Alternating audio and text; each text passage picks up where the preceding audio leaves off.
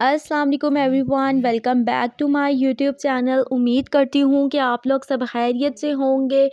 तो आज इस सिरप का रिव्यू मैं आपके साथ शेयर करने लगी हूँ। वो हमारे पास है इवोफेक्स। इवोफेक्स सिरप को हम किस तरह से तैयार करते हैं, किस तरह से हमने इसका इस्तेमाल करना है, कितनी डोज देनी है बच्चे को, ईच एंड एवरीथिंग आज की इस वीडियो में मैं आपके साथ इन्फॉर्मेशन शेयर करूंगी। सो वीडियो स्टार्ट करने से पहले अगर आप मेरे चैनल पर न्यू है तो मेरे चैनल को सब्सक्राइब कर लें और बेल आइकन का बटन प्रेस कर लीजिएगा ताकि मेरी आने वाली तमाम वीडियोस का नोटिफिकेशन आपको मिलते रहें। तो बात करते हैं इवोफेक्स सिरप के बारे में। ये हमारे पास 60 ml सस्पेंशन में अवेलेबल है। इसकी कंपोजिशन की बात की जाए तो हमारे पास सिफेक्साइम है। मार्केट में सिफेक्साइम के नाम से कैप्सूल्स भी आते हैं और बड़ों में भी इसका इस्तेमाल किया जाता है। ये हमारे पास एंटीबायोटिक है, एंटीबैक्टीरियल है। अगर आपकी बॉडी में किसी भी किस्म का बैक्टीरियल इन्फेक्शन हो गया है तो ये बैक्टीरिया की ग्रोथ को रोकता है और बैक्टीरिया को किल करता है। अगर बच्चे को ईएनटी इन्फेक्शन हो गया है, नाक, कान, गले का कोई भी इन्फेक्शन हो गया है तो तब भी हम इसका इस्तेमाल कर सकते हैं। ये इन्फेक्शन को ठीक करता है। अगर आपके बच्चे को बहुत पुराना जो है फ़ीवर है तो तब भी हम इसका इस्तेमाल कर सकते हैं। टाइफाइड में इसका इस्तेमाल किया जाता है, निमोनिया में भी इसका इस्तेमाल किया जाता है।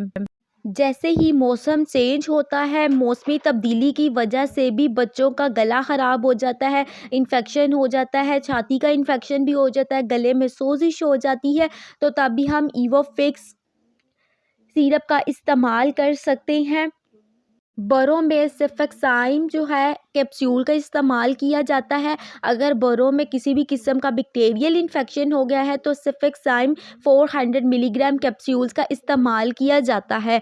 ये हमारे पास वाउंड हीलिंग में भी बहुत ज़्यादा इफ़ेक्टिव है। अगर आपको चोट लग गई थी और इन्फेक्शन हो गया है, वाउंड हीलिंग नहीं हो रही, वो ज़ख़म जो है नहीं भर रहा, तो तब भी हम इसका इस्तेमाल करते हैं जो कि बहुत इफ़ेक्टिव है और इसके बहुत अच्छे रिज़ल्ट्स देखने को मिले हैं। ये सिरप हम लोग बनाकर इस्तेमाल करते हैं। इसके बनाने का क्या तरीका है वो देख लेते हैं।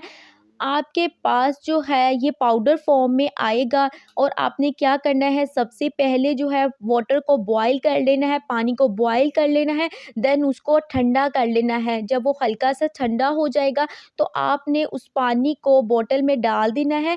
आप निशान तक आपने इसको डालना है। यहाँ पर बोतल पर आपको नज़र भी आ रहा होगा कि आपने निशान तक डाल देना है पानी को और उसको अच्छे तरीके के साथ जो है मिक्सअप कर देना है।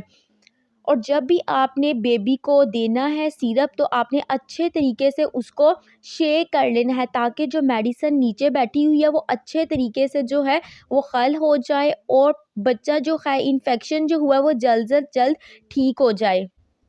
इसके टाइम ड्यूरेशन की बात की जाए तो ये आपने बच्चे को 7 डेज़ तक पिलाना है। अगर 7 डेज़ के बाद ये सिरप बच भी जाता है तो आपने इसको वेस्ट कर देना है, दोबारा बच्चे को नहीं देना है।